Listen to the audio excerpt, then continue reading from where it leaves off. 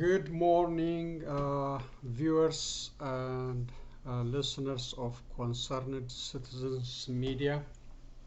Welcome back again. Nice to have you here. I just want to share some news in a reading, then a couple of videos at the end. Thank you again for coming back. Here are the news and Concerned Citizens Media comment for April 7, 2021. Kinshasa talks ended without a breakthrough. Foreign ministers from Ethiopia, Sudan, and Egypt met for a three-day meeting on the controversial Ethiopia hydro dam project in the Democratic Republic of Congo capital city Kinshasa, and ended without a deal. Ethiopia Foreign Ministry Office released a statement today vowing to fill its hydro dam according to its schedule, and also said that nobody can stop that. Egypt and Sudan also conducted a threatening warplanes flight close to Ethiopia's Grand Renaissance Dam project locations. Nobody knows how the tension over this hydro dam will come to an end in the future. To express its dissatisfaction on this trilateral meeting, Sudan demanded for immediate withdrawal of Ethiopian peacekeeping forces from Sudan, citing its displeasure with their presence and operations in the country, and be replaced by peacekeeping forces from another countries. So far, no reaction is received from the United Nations or Ethiopia regarding this Sudanese demand. If this order is carried out, it can affect Ethiopia's vital role in international peacekeeping operations and financial gains related to this aid-dependent country.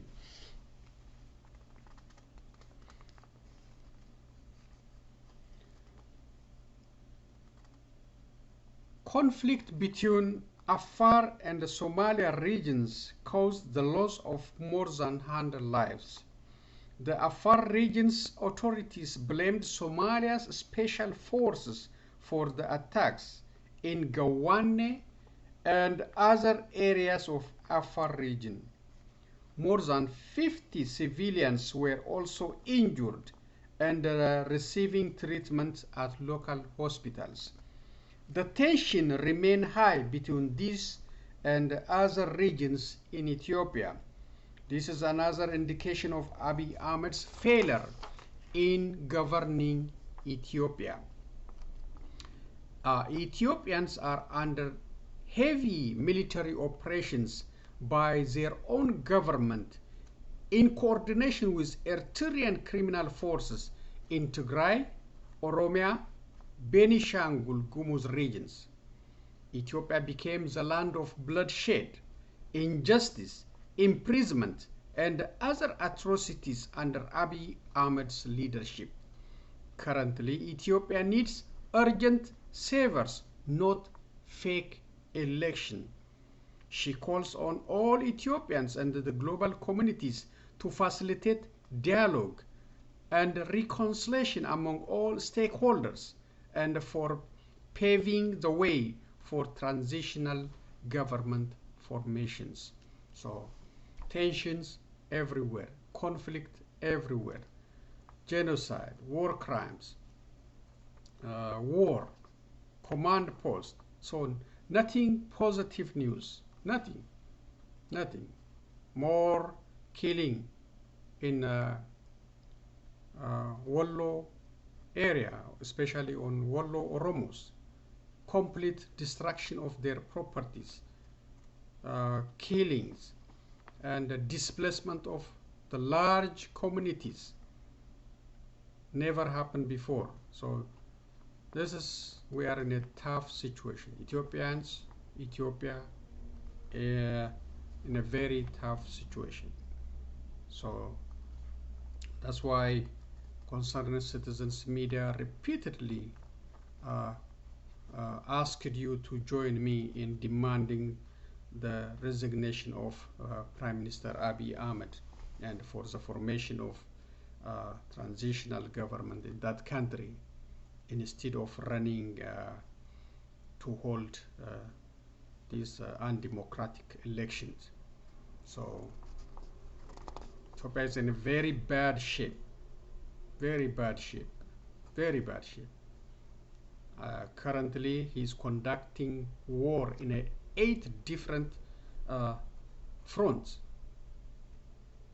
So nowhere is peace. Nowhere. All the things you hear is killing there, injuring, war here, genocide, war crimes, and other atrocities and injustice, and imprisonment of citizens for no reasons. So it's very bad. Too many negatives in Ethiopia. People hate each other in that country now. They cannot live together. Hate each other. And he's waging the war because he don't know how to solve it. He just believe in gun, federal police and the military. As long as they say, obey his order, he want to kill more, destroy more lives. He doesn't have another strategy. No strategy for dialogue, reconciliation.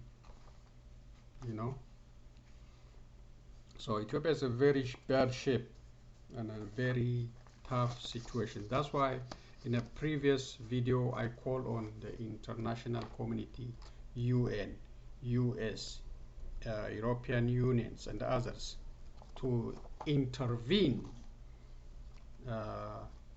in the situation in Ethiopia, assist us, send peacekeeping force, apply sanctions on these guys. These guys are not leading the country in the right directions. Conflicts everywhere. So Ethiopia needs a savior. We are asking the international community plus Ethiopians to play a positive role instead of creating division among themselves for personal benefits, personal temporary benefits. Senate Minority Leader Mitch McConnell urged Republicans to get vaccinated for COVID-19. I saw on some program last week that Republican men, curiously enough, might be reluctant to take the vaccine, McConnell told reporters during a press briefing outside a healthcare clinic in Kentucky. I am a Republican man. I want to say to everyone, we need to take this vaccine.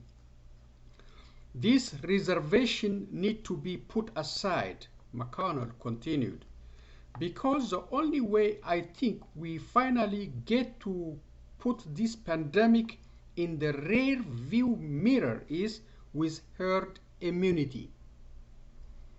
Health expert says that in order to achieve herd immunity, 75 to 80% of the population need to be fully vaccinated against COVID-19. So far, we have only 18.5% fully vaccinated population nationwide. It's a very low. Long way to let our masks off. But we have another good news from the Biden administration. COVID-19 vaccines are fully available for every adult in the United States starting April 19, 2021. It means that everybody will be eligible to go to their local pharmacy, go to their community health center, mobile vaccination site, mass vaccination site on the date.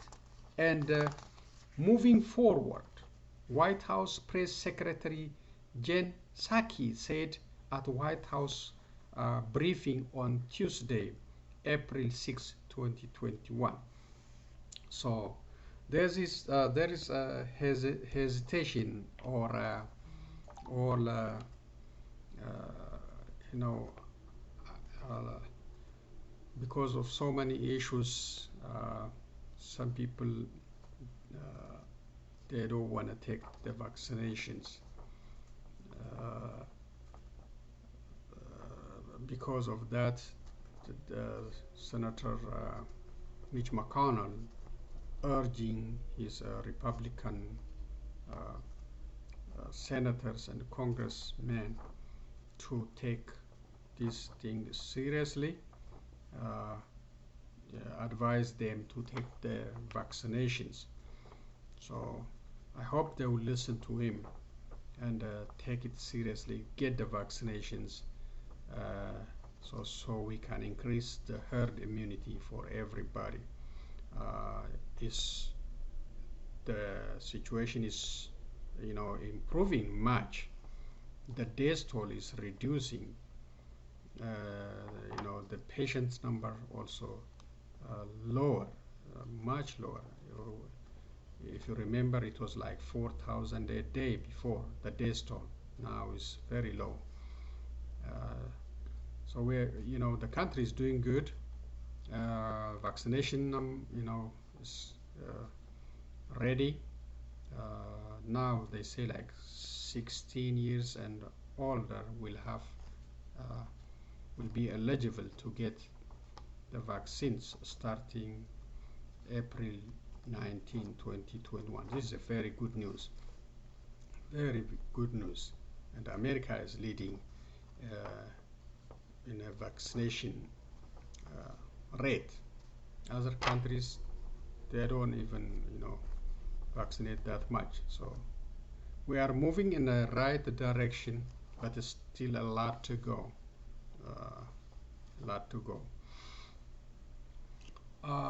Russian President Vladimir Putin signed law on Monday allowing him to stay in power for another 15 years. This means President Putin could stay in power until 2036 or until he is 83 years old. Putin critics and opponents have said he is effectively become president for life via this legislation. Signing this legislation also will end the hopes and the dreams of democratic movement for free and fair elections and representation in the Russian Republic. This is a similar law to the Chinese Socialist Party, which is eliminated the two-term limits on March 11, 2018 for President Xi Jinping and allowing him president for life. No room for formidable challengers in both countries due to this constitutional amendment. So these leaders,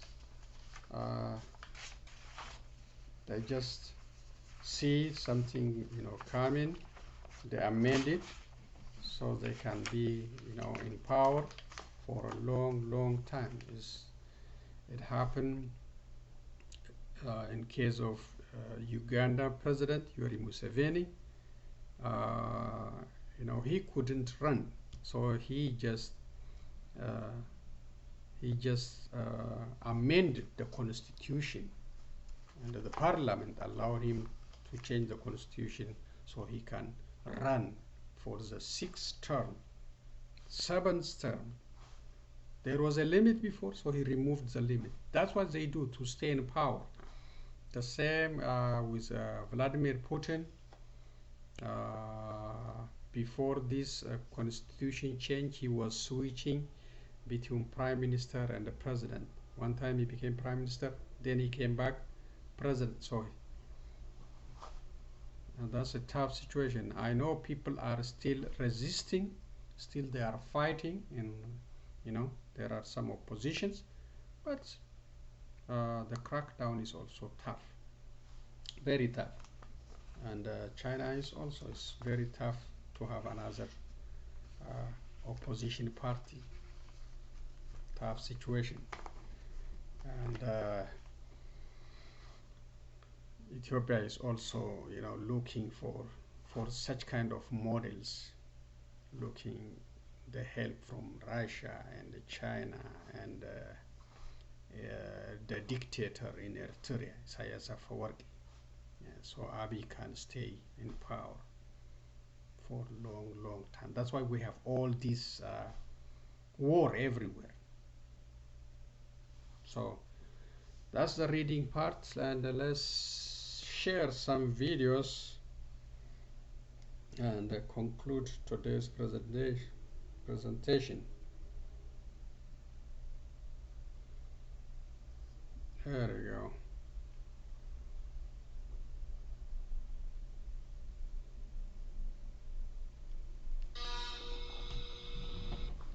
While the world is talking about the presence of Eritrean forces in Tigray, and other development is unfolding, Oromo Liberation Army OLA late last night issued a statement.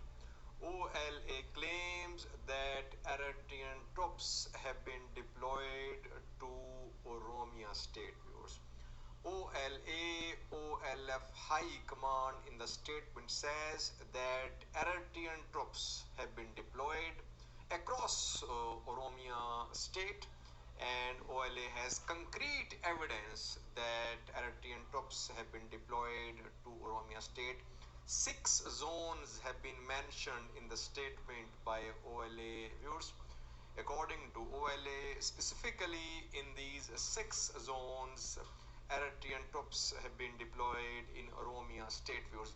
These 6 zones are East Velega, West Velega, Kalam Velega, Horogodoro, Borana, and Guji. Secondly, according to OLA, in Kalam Velega zone, Ethiopian and Eritrean forces are conducting joint operations.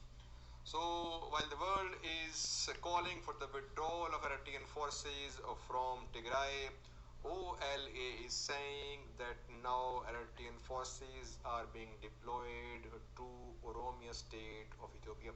Because so far, we don't have any convincing evidence about the presence of Eritrean forces in Oromia. About the presence of Eritrean forces in Tigray, we do have evidence. We saw pictures, videos, visual evidence was there. But here only OLA has made a claim. Evidence is yet to come. Lastly, because OLA says that it won't allow Eritrean troops to commit atrocities in Oromia just like they did in Tigray state of Ethiopia. We're waiting for some confirmation, viewers. In my view, it's still not clear that Eritrean forces have been deployed to Oromia state. Let's see if OLA can put forward some sort of evidence to back its claim, because we have seen in the past that whenever OLA makes a claim, it always backs the claim with pictures, videos, some sort of evidence is always there behind OLA's claims. But here, so far, no evidence by OLA viewers. Thank you for watching.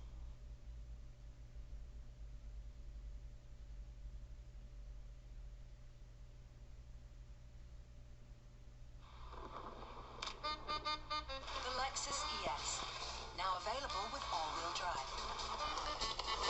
This rain is... Good day, everybody, and welcome to another edition of the Military and Foreign Affairs Network. I'm your host, the voice of reason. So in this Horn of Africa update, covering the ongoing conflict inside of Ethiopia, specifically the Tigray region and the Oromia region as well. And in previous videos, I have predicted the collapse of the Ethiopian National Defense Forces. Now, does that mean that the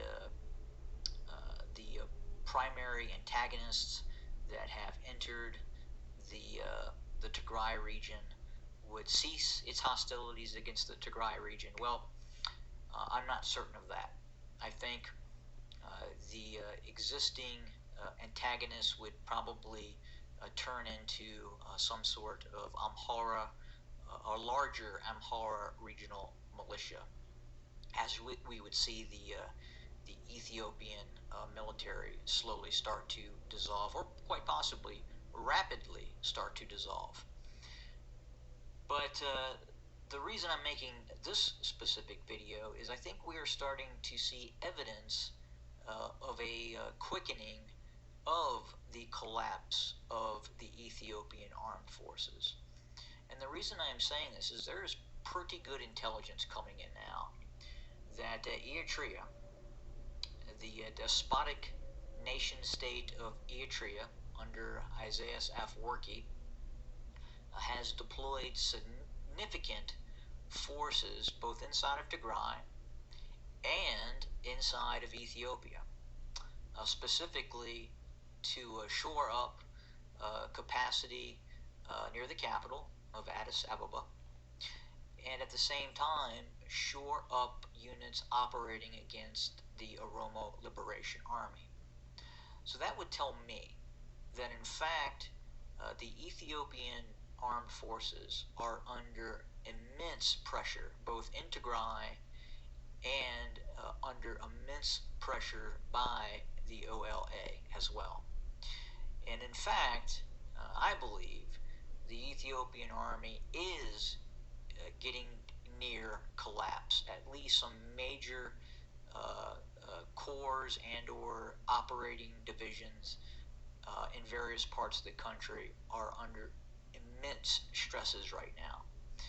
And these Eritrean units have been deployed all throughout now of Ethiopia to prevent the actual collapse of the Ethiopian army and in fact the Ethiopian state under Abiy Ahmed and the Prosperity Party.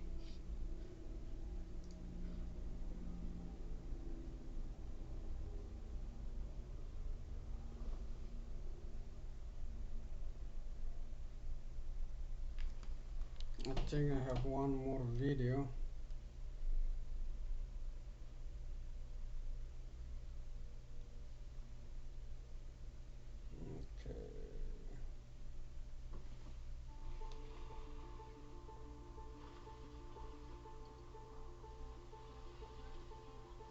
Some achievements will never end up on a report card.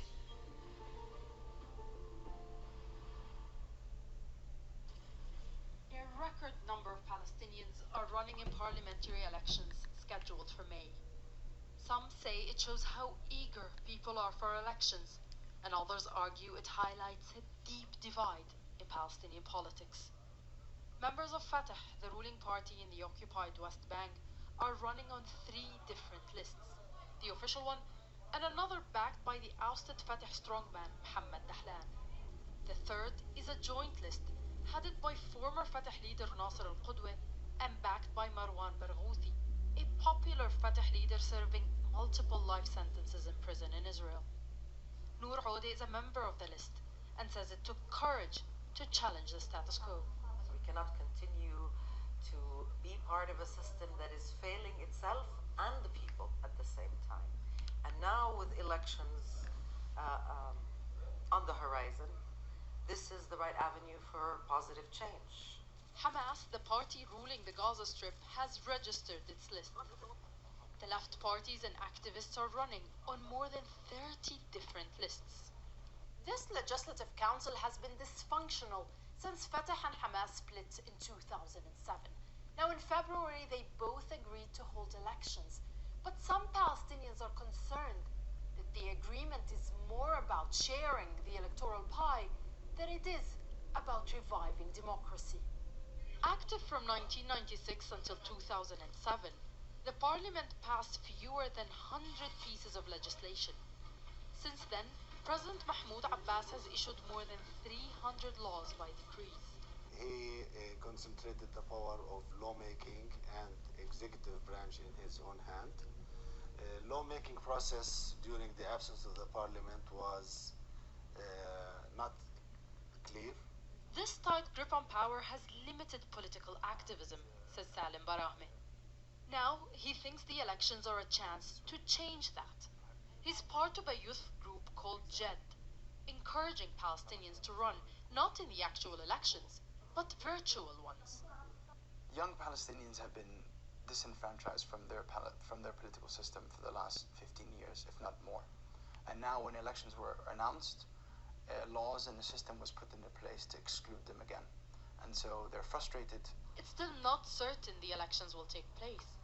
Israel has said it won't allow them to be held in Jerusalem, and the Palestinian Authority says there can be no elections without Jerusalem. Nida Ibrahim, Al Jazeera, the occupied West Bank. Okay, that's all. Those emotions, they were put on hold by time, by careers being built. But So that's a challenge, the Palestinians in having elections, and we'll see how they're gonna fix their problems. And as you heard, Israel will not allow them to run election in Jerusalem, and Palestinians consider Jerusalem their future capital city, and Israel is already attempting to annex it with allowing different countries to have their embassies built there. Some countries already did. They moved their embassies or built their embassies in Jerusalem, and Palestinians are powerless, helpless, and they are losing more and more land from time to time. Their cases has been like that for a long time, before us and before our grandparents they have been, but slowly their land is squeezed. They are losing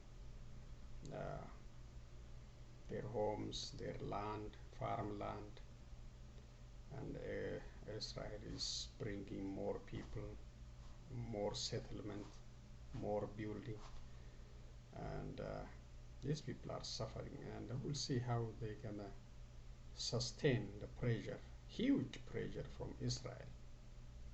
Israel is a small country, but very powerful militarily, including owning the nuclear power, nuclear bomb, and other armaments. So the issue with Eritrean criminal forces in Addis Ababa now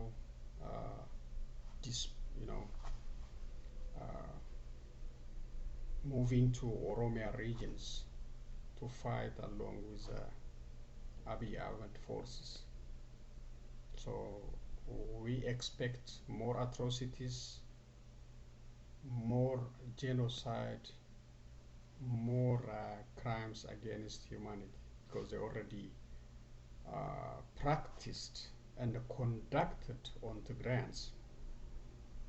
And Abiy Ahmed and his supporters are desperate to stay in power, so they do whatever they can, inviting foreign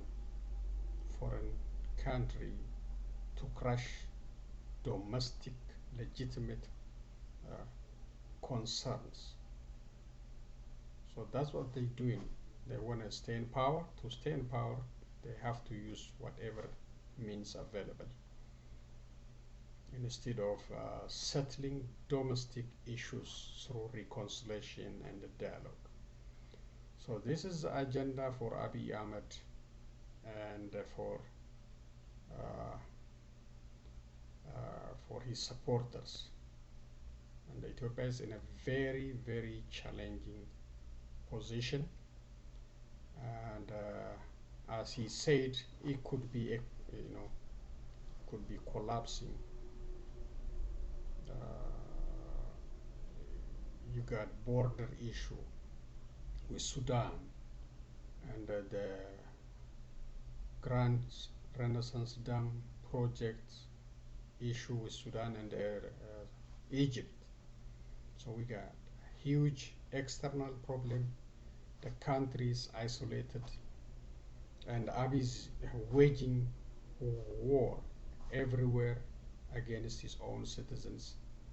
So we are in a very tough situation, and Ethiopians are divided very badly. They hate each other very badly, and we are seeing something like we never expected from Ethiopians. Ethiopians are mostly respectful people.